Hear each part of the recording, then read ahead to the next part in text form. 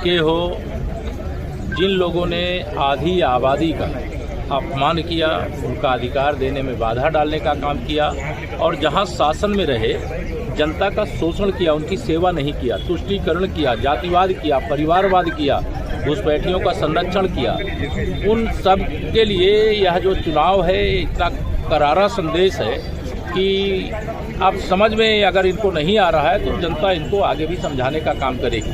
जहाँ तक कांग्रेस के केवल मुस्लिम विधायकों को जीतने की बात है, मैंने देखा नहीं, लेकिन अगर आप बता रहे हैं तो कांग्रेस मुस्लिम तुष्टीकरण की राजनीति करती है, उसे मुस्लिमों का वोट चाहिए, इस प्रकार का सत्ता में रह करके व्यवहार करती है, विपक्ष में रह करके व्यवहार करती है। इस देश के बहुसंख्यक हिंदुओं का वोट उन्हें नहीं चाहिए, इस प्रकार से हिंदुओं का अपमान करते हैं, हिंदुओं के बारे में अपशब्दों का प्रयोग करते हैं, हिंदुओं का हितों का हनन करने का काम करते हैं। हो सकता है इसके कारण से उनके मुस्लिम वोटों के कारण मुस्लिम विधायक जीत गए हों, लेकिन हिंदू भी मतदाता है, मुस्लिम भी मतदाता है।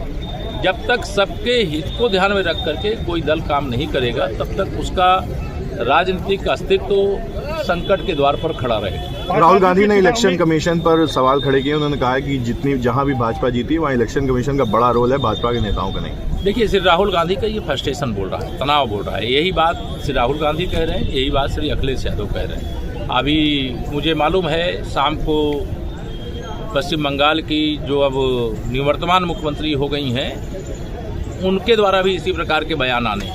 लेकिन अगर हम चुनाव आयोग, SIR और केंद्रीय बलों के कारण से चुनाव जीतते तो तमिलनाडु में भी भाजपा की सरकार होती, केरल में भी भाजपा की सरकार होती। ये अनर्गल आरोप हैं। भारतीय जनता पार्टी सुशासन देती है, सेवा करती है, सबका साथ सबका विकास करती है, सबके साथ एक जैसा व्यवहार करती है और जनता अपने तराजू पे तौलती है कि कौन ईमानदारी से उनके लिए कह भी रहा है और कर भी रहा है और कौन बेईमानी के साथ कहे कुछ रहा है और कर कुछ रहा है। तो उसका हिसाब और किताब ये जनता कर रही है। प्रधानमंत्री जी ने कल राष्ट्रीय कार्यालय में ये बात साफ कही समाजवादी पार्टी पर हमला करते हुए कि जिस तरह से नारी बिल का जो है समाजवादी पार्टी ने विरोध किया था, आगे भी 2027 में समाजवादी पार्टी को महिलाएं सबक सिखाएंगी। निश्चित तौर से समाजवादी पार्टी के मुखिया श्री अखिलेश यादव जी और उनके जो समर्थक बिल में घुस गए, ऐसे बयान और ऐसे ट्वीट दे रहे हैं जिस ट्वीट को और बयान को देने के बाद जनता उन पर हंस रही है। लेकिन 2027 में समाजवादी पार्टी का उत्तर प्रदेश में सफा होना सुनिश्चित हो गया है।